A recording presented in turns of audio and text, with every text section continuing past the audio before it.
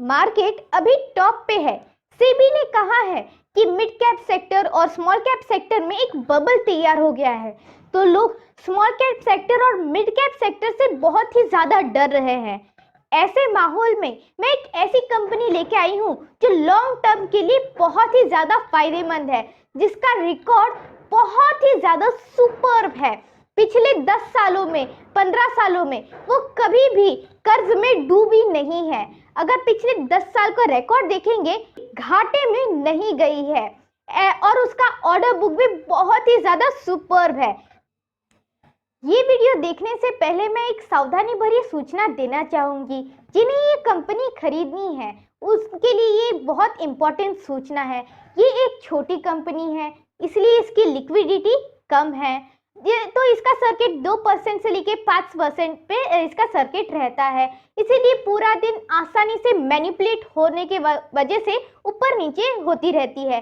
तो आपको अगर इस कंपनी को कभी भी खरीदना है तो आखिर के 15 मिनट में ही खरीदिए। कंपनी का नाम है आरपीपी इंफ्रा प्रोजेक्ट्स लिमिटेड। इस कंपनी का जो मार्केट कैप है वो है ऑलमोस्ट 400 करोड़ रुपीस का, और सबसे बेहतरीन बात, इस कंपनी की ऑर्डर बुक उसका वैल्यू है 3200 करोड़ रुपीस का। और इसका अगर हम लोग डिस्ट्रीब्यूशन देखेंगे तो इसका इंफ्रास्ट्रक्चर में 49% ऑर्डर बुक है, फिर वाटर मैनेजमेंट में इसका 44% में ऑर्डर बुक है, और बिल्डिंग में इसका 7% ऑर्डर बुक है, जो अप डाउन होता रहता है। और उसने 200 यानी कि 200 प्लस प्रोजेक्ट्स कंप्लीट किए। अभी मैंने आपको जो ऑर्डर बुक का चार्ट दिखाया ये 2023 का है, लेकिन अगर आप पिछले 10 सालों का रिकॉर्ड देखेंगे तो उसका ऐसा फिक्स नहीं है कि है ना इंफ्रा में वो 49% ऑर्डर ही लेती है, बल्कि इस इंफ्रा में उसका ऑर्डर 80% भी गया है, अभी 49% है। वाटर मैनेजमेंट में उसका ऑर्डर 20% भी था, अभी 44% है। बिल्डिंग में भी उसका ऑर्डर कम ज्यादा होता रहता है। तो इस कंपनी की खासियत ये है कि है ना वो हर एक ऑर्डर कंप्लीट करती है, जैसे ऑर्डर आते हैं वैसे ही वो कंप्लीट करती है। 200 से भी ज्यादा ऑर्डर उसने कंप्लीट किए हुए हैं। अभी आप देख सकते हैं कि उसका सोलर पावर प्रोजेक्ट्स भी चल रहे हैं। श्रीलंका जैसे कंट्रीज में उसका एक सोलर पावर प्रोजेक्ट अभी चल रहा है। अभी हम लोग आरपीपी इंफ्रा का फंडामेंटल एनालिसिस करने वाले हैं। तो इसकी जो करंट मार्केट प्राइस है वो 106 रुपीस की है, और इसकी बुक वैल्यू 109 रुपीस की है। आप पूछेंगे कि बुक वैल्यू यानी क्या? बुक वैल्यू यानी उस कंपनी की फंडामेंटल वैल्यू, यानी उसकी असली वैल्यू, उसकी रियल वैल्यू क्या होती है। और हम देख सकते हैं कि इसकी जो मार्केट प्राइस और बुक वैल्यू वो 1:1 रेशियो में है, यानी कि वो सबसे ज्यादा सस्ती है। इस सेक्टर में जो बाकी की कंपनियां हैं उनकी जो मार्केट वैल्यू है वो उनकी बुक वैल्यू से 3, 4 या 10 गुना ज्यादा रहती है, वो ज्यादा महंगी रहती है। लेकिन ये उसकी बुक वैल्यू के पास होने की वजह से 1:1 रेशियो में होने की वजह से बहुत ही ज्यादा सस्ती है। इस कंपनी का जो मार्केट कैप है यानी कि मार्केट कैपिटल है वो 404 करोड़ रुपीस का है, 404 करोड़ का है। इस कंपनी की पीई 6 रुपीस की है।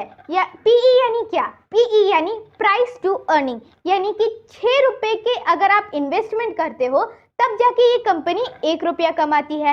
इस सेक्टर का जो एवरेज पीई है वो 24 रुपीस का है, यानी कि बाकी की कंपनियों में अगर आप 24 रुपीस का इन्वेस्टमेंट करोगे तब जाके वो 1 रुपया कमाएगी, और इसमें सिर्फ 6 या 7 रुपए का इन्वेस्टमेंट के पीछे वो 1 रुपया कमाती है, यानी कि ये सबसे ज्यादा सस्ती और सबसे ज्यादा अच्छी कंपनी है।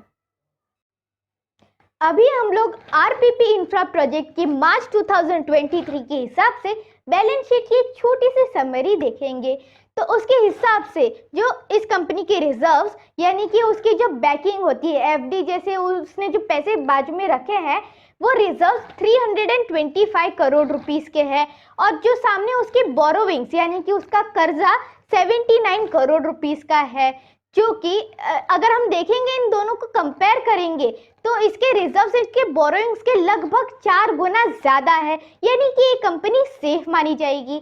लेकिन अगर आप देखेंगे तो अदर लाइबिलिटीज 338 करोड़ रुपीस की है, लेकिन उसके सामने जो अदर एसेट्स है वो 710 करोड़ रुपीस के है। तो इस हिसाब से भी ये कंपनी सेफ मानी जाएगी और इसके जो फिक्स्ड एसेट्स है वो 67 करोड़ रुपीस के है। सेबी के रूल के हिसाब से मैं इस कंपनी की कोई भी बाय या सेल रिकमेंडेशन नहीं कर रही हूँ। इस कंपनी की टेक्निकल और फंडामेंटल एनालिसिस हम लोग आगे सॉफ्टवेयर के थ्रू देखेंगे। अभी हम लोग आरपीपी इंफ्रा प्रोजेक्ट्स लिमिटेड का टेक्निकल और फंडामेंटल एनालिसिस देखने वाले हैं। इसका करंट मार्केट प्राइस 106 रुपीस दिखाई दे रहा है और इसकी बुक वैल्यू यानी फंडामेंटल वैल्यू 109 रुपीस का है। अगर हम दोनों का रेशियो देखेंगे तो 1:1 है, यानी कि ये प्रूव करता है कि ये कंपनी सबसे ज्यादा सस्ती है।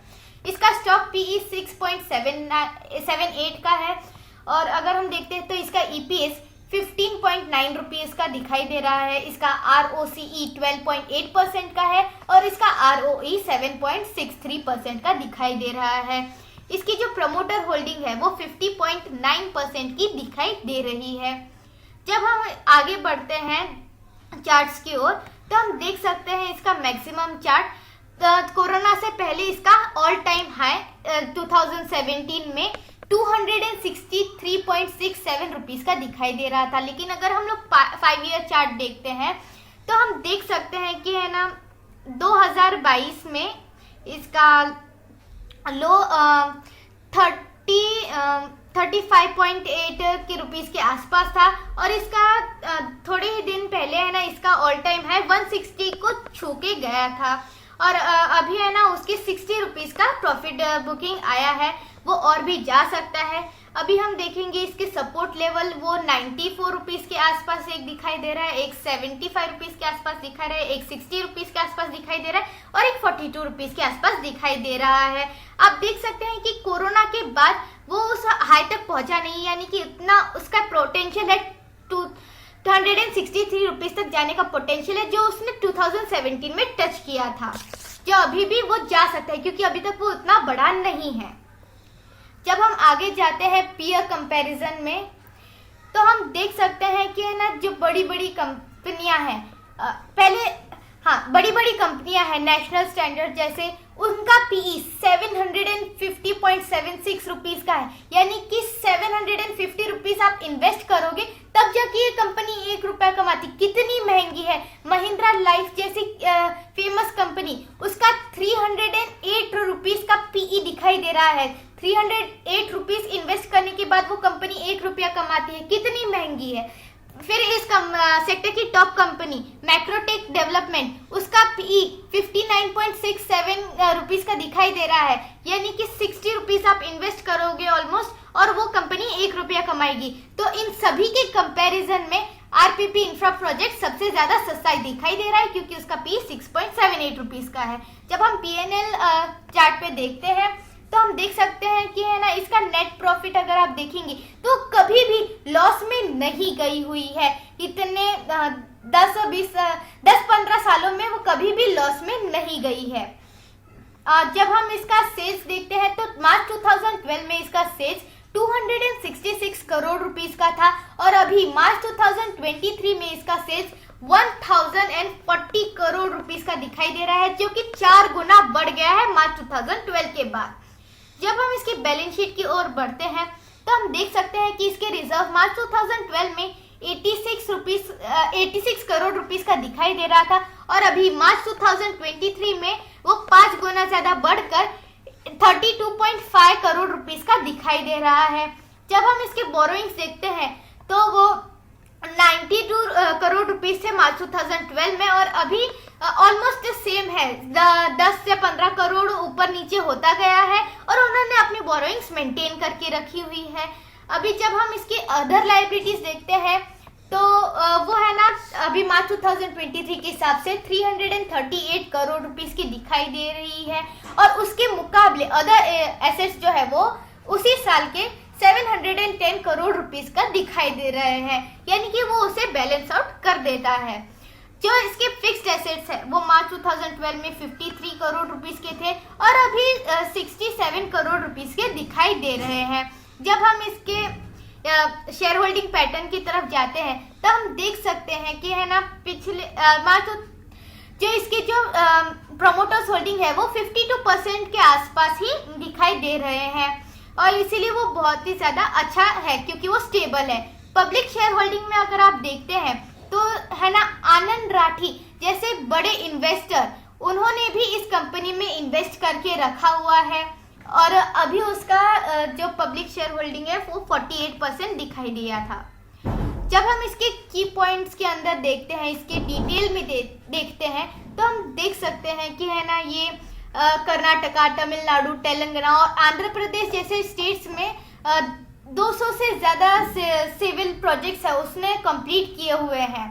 फिर जब हम इसका ऑर्डर बुक देखते हैं तो इसके इंफ्रास्ट्रक्चर में है ना 48.8% दिखाई देता है, वाटर मैनेजमेंट में 43.92% है और बिल्डिंग में 7.28% का ऑर्डर बुक दिखाई देता है।